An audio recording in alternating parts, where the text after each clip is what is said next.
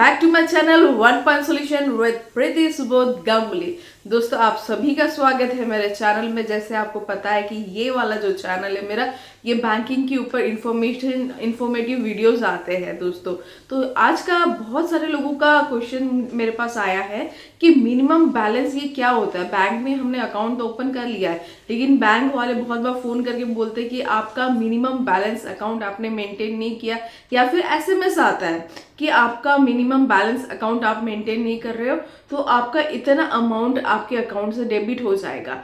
तो ये सब क्वेरीज लेके जो भी है उनका मैं आपको सॉल्यूशन देने आई हूँ वन पॉइंट सॉल्यूशन में। दोस्तों आपने अभी तक के मेरे चैनल को सब्सक्राइब नहीं किया है तो प्लीज़ मेरे चैनल को सब्सक्राइब कर दीजिए, जिससे आपको रेगुलर वीडियोस आप देख पाओगे। नोटिफिकेशन ऑन कर दीजिए और आपका नॉलेज भी बढ़ेगा, क्योंकि आपको पता है मैं एक बैंक में जॉब करती हूँ तो मैं डे इन डे आउट यही काम करती हूँ। तो जो मेरे पास बेस्ट नॉलेज है वो मैं आप तक के पहुँचाने आई हूँ। तो दोस्तों बिना टाइम वेस्ट करते हैं तो चलते हैं आज के ब्लॉग की तरफ। दोस्तों हर एक बैंक में अपने अपने टाइप्स के अकाउंट्स होते हैं। कोई 5000 मेंटेन करना होता है, कहीं पे 10,000 मेंटेन करना होता है, कहीं अगर छोटा शहर है, छोटा टाउनशिप है तो कहीं पे 2,500 मेंटेन करना होता है, कोई बैंक में 1,000 मेंटेन करना होता है, कोई बैंक में 10,000 मेंटेन करना होता है, कोई बैंक में 13,000 मेंटेन करना होता है, कहीं पे 25,000 का एक अकाउंट होता है और कहीं पे 50,000 1,00,000 का भी अकाउंट होता है। ये वेरी करता है आपने कौन सा अकाउंट ओपन किया है, राइट दोस्तों। तो अभी हम जो देख रहे हैं कि हम ये वीडियो में देखना चाहते हैं कि हमने बैलेंस किस तरह से मेंटेन करना है, या फिर हमें एवरेज बैलेंस कैसे कैलकुलेट करें। तो दोस्तों जैसे आप बैंक में जाते हो अकाउंट ओपन करने, तो आपको एक टर्म्स एंड कंडीशन का बुक मिलता है, उसमें लिखा होता है कि ये आपका अकाउंट, इसमें इतना बैलेंस आपको मेंटेन करना है। फॉर एग्जाम्पल आप बैंक में गए, आप बोले कि मुझे एक नॉर्मल सेविंग्स अकाउंट ओपन करना है, तो उन्होंने बोला ठीक है सर, हम आपका सेविंग्स अकाउंट ओपन कर देंगे। यहाँ पर आपका नॉर्मल सेविंग्स अकाउंट ओपन करने को आपको 10,000 रुपये आपको हमेशा रखना है। आप सोचोगे कि ये 10,000 कैसे मैं कैलकुलेट करूँ। 10,000 फॉर एग्जाम्पल, अब ये दिसंबर महीना है तो दिसंबर महीने में पकड़ लीजिए, दिसंबर महीना है तो दिसंबर महीने में 31 डेज होते हैं। तो 31 days 10,000 multiply by 31 days that is 3,10,000 rupees आपको मेंटेन करना है। फॉर एग्जाम्पल आपने आपके बच्चे के लिए अकाउंट ओपन किया है, वो है किड्स अकाउंट, उसमें पकड़ लीजिए एक एग्जाम्पल के तौर में 5,000 रुपीज़ मेंटेन करना है। तो 5,000 multiply by 31 days that is 1,55,000 rupees आपको मेंटेन करना है। तो इसी आसान शब्दों में आपको समझना है, जितना भी आपको बैलेंस आपको बोला गया है मेंटेन करने को, मल्टीप्लाई बाय वो महीने के जितने दिन है उतने दिन आपको बैलेंस मेंटेन करना है। अगर पकड़ लीजिए आपके पास लमसम अमाउंट है, आपने पकड़ लीजिए आपके पास 1,00,000 रुपए है, आपने 1,00,000 रुपए 2-4 दिन रखा और आपका और बाकी के दिन आपने जीरो भी रखा, तो आपका एवरेज तो मेंटेन हो जाएगा। इसलिए आप बाकी के दिन भी अकाउंट में अगर कोई पैसा नहीं रखोगे तो आपके चार्जेस कटने नहीं हैं।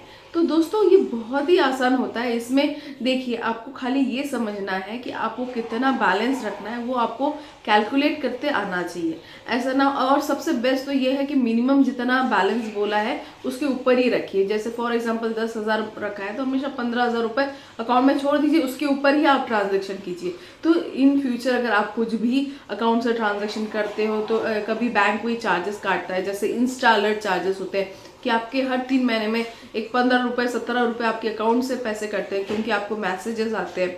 आप बैंक से कोई डेबिट कार्ड लेते हो तो उसका एनुअल फीस जाता है, तो ये सब पैसे वहीं से कट जाएंगे। तो आपका जो मिनिमम बैलेंस अकाउंट है उसको थ्रेशोल्ड नहीं होगा।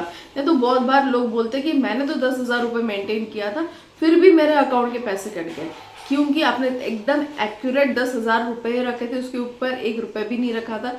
पकड़ लीजिए आपने बैंक से डेबिट कार्ड की फैसिलिटी ली है, तो डेबिट कार्ड की फैसिलिटी जब आपने लिया है तो डेबिट कार्ड का एनुअल फीस तो आपको पे करना होगा। तो बैंक ने क्या किया है कि 10,000 के अमाउंट से वो आपका डेबिट कार्ड का आपका एनुअल फीस काट लिया और फिर आपके पैसे माइनस माइनस माइनस माइनस होते चले गए। जैसे फॉर एग्जांपल आपने 10,000 रुपये आपने रखे थे, उसमें से 500 रुपये आपके बैंक ने डेबिट कार्ड एनुअल फीस काट लिए, तो बच गए 9,500 रुपये।